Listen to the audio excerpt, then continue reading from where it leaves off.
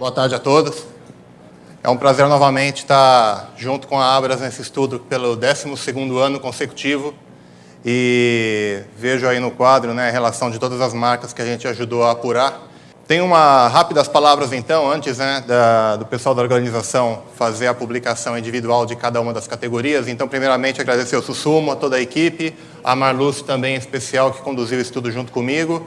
E vou passar para a agenda, eu vou falar da parte, né, quantitativa do trabalho que a gente fez, fazendo um resumo macro daquilo que nós encontramos no estudo, mas antes de chegar até aos detalhes do levantamento, vou fazer uma rápida contextualização sobre o cenário do varejo que a gente vem trabalhando hoje. Então, a agenda passa por considerações gerais do estudo, a metodologia em si, um panorama geral da demanda do país, contextualizando um pouco a atuação das marcas nesse último ano e, finalmente, fechando com a estatística dos dados que a gente conseguiu levantar no estudo. Bom, primeiramente, então, só afirmando, né, deixando as regras claras do que foi o levantamento para esse ano aqui. Pelo segundo ano, então, consecutivo, a gente faz esse trabalho. A metodologia que a Nielsen utiliza para fazer esse estudo está baseada na nossa metodologia do Retail Index, que a gente mede o varejo do autosserviços, o dado de autosserviços, para 200 categorias de produtos.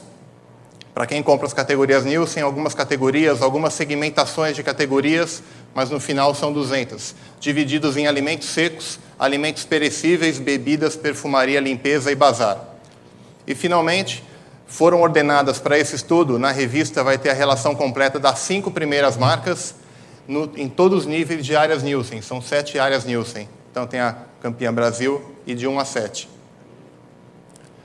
E a informação é relativa a um ano móvel, são 6 bimestres ou 12 meses da Nielsen, terminados em outubro de 2010, que foi quando fechamos o período para fazer o levantamento das informações. Bem, contextualizando antes de chegar aos dados apurados, primeiramente, o fechamento das cestas Nielsen que nós tivemos em 2010. A gente vê no gráfico a linha verde, a coluna verde, que todas as cestas de produtos elas tiveram um crescimento bem representativo em 2010. Nenhuma delas houve retração, algumas das cestas se destacaram, principalmente bebidas e a parte de perecíveis. E todas elas tiveram um crescimento bem consistente ao longo desse ano.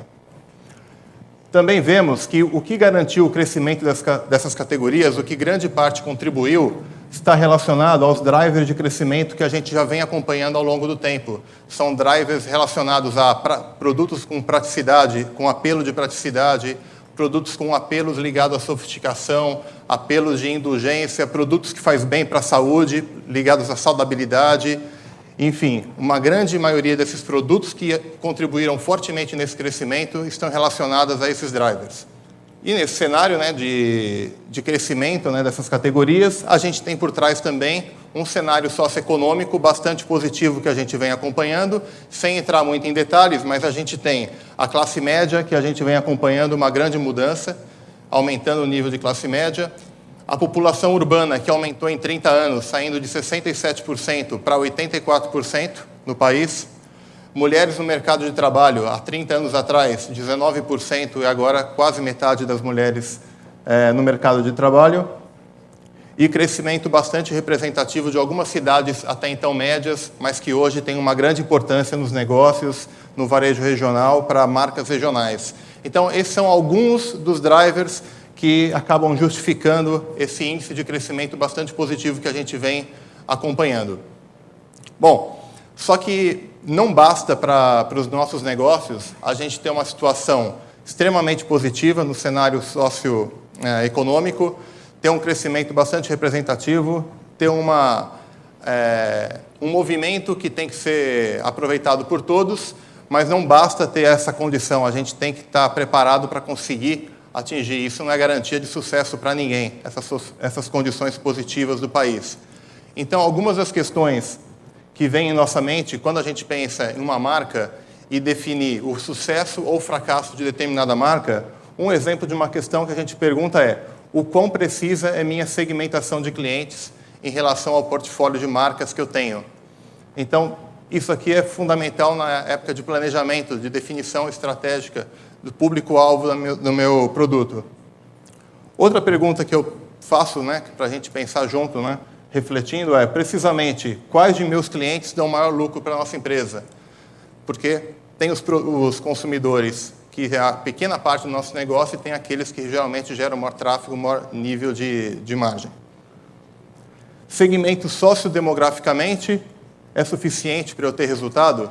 As pessoas da classe A são todas iguais, classe C são todas iguais, ou a gente ainda precisa aprofundar ainda mais a segmentação de nossos produtos?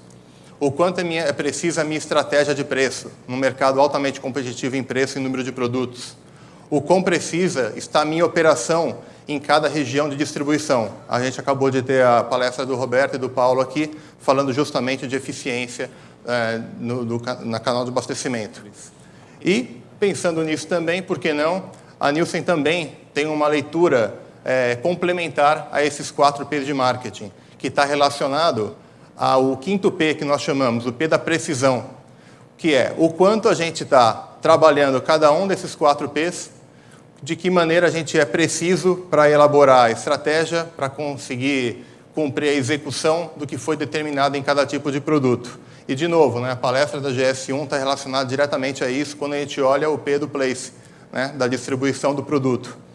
Então, pequenos erros podem causar sérias consequências, podem determinar o sucesso ou o fracasso de um determinado tipo de produto.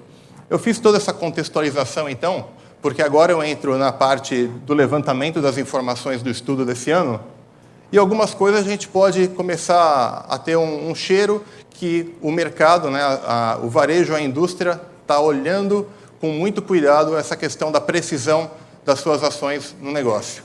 Porque algumas informações que eu vou mostrar agora chamam bastante a atenção.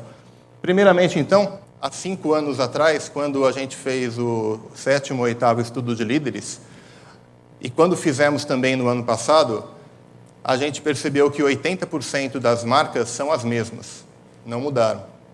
Apenas 20% aí que houve uma inversão. Quando terminamos o estudo desse ano, vimos que continua 80% são as mesmas marcas. Então, são marcas que se consolidaram como líderes, continuam ali firmes e fortes, e para isso não é à toa, tem todo um trabalho aí forte em cima dessas marcas.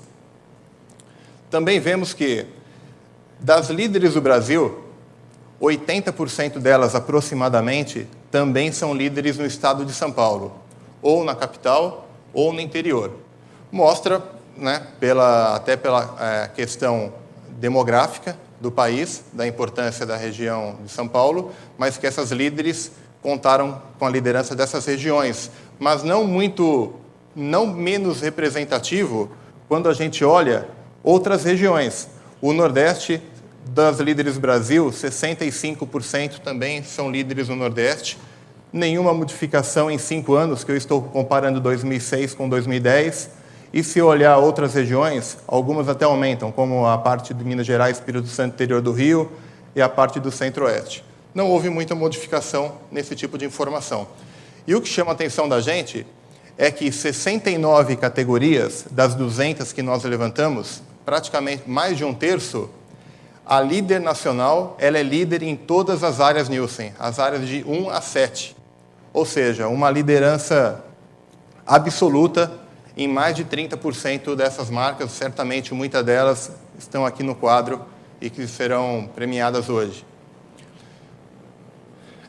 Essas marcas que foram líderes nacionais e também lideraram todas as áreas Nielsen, quando a gente olha por cesta de produto, a gente percebe que grande parte dessas marcas são da categoria de higiene.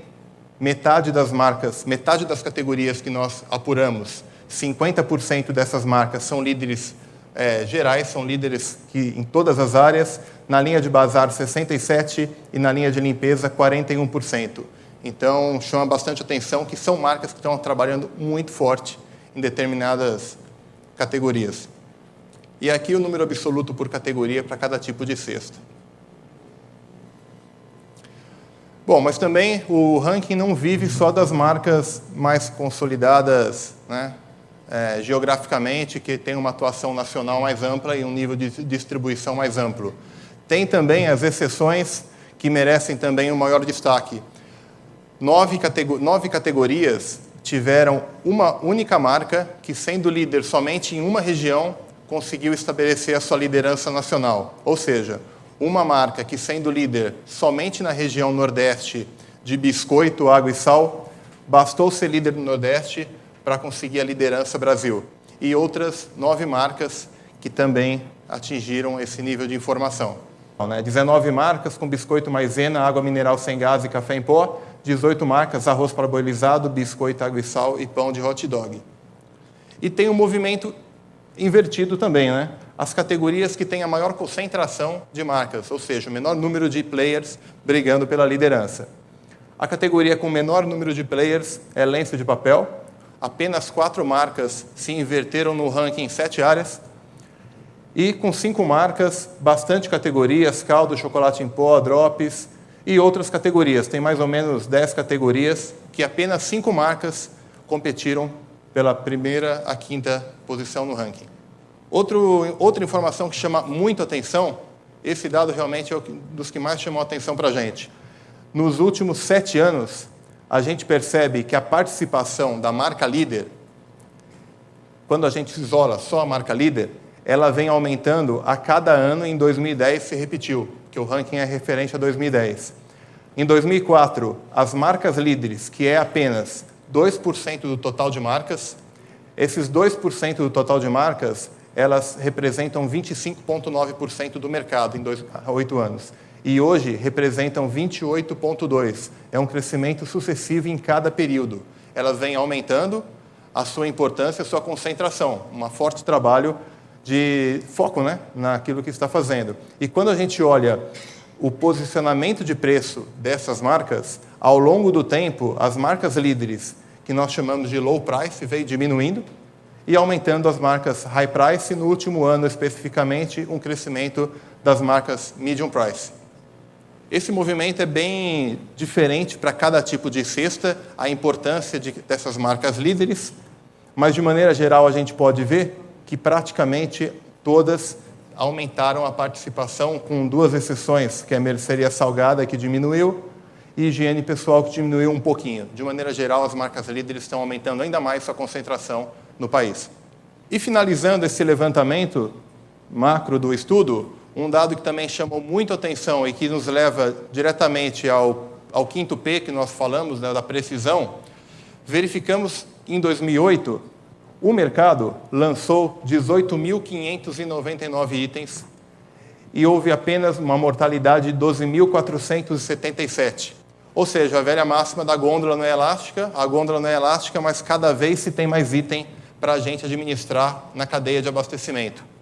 E o saldo de 2008 foi de 6.000 itens a mais no mercado.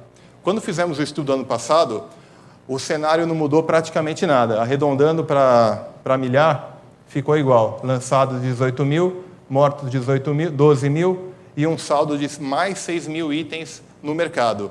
E agora, em 2010, o que chamou mais atenção da gente é que a mortalidade continua a mesma, 12.000 itens, mas o número de lançamentos reduziu drasticamente, passou para 15.813 itens, ou seja, uma mortalidade de 3.600, bem menor, 50% daquelas que a gente vem acompanhando nos últimos anos.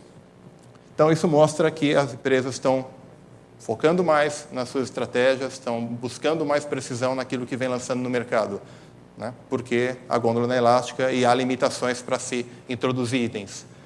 E para os próximos estudos, né?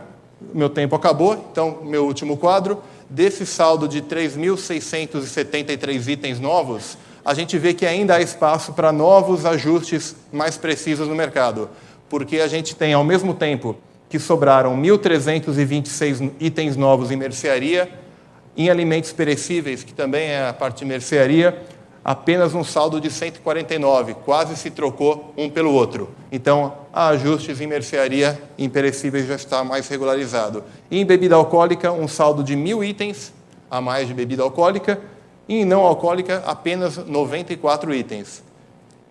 É isso, quero agradecer a todos. Obrigado.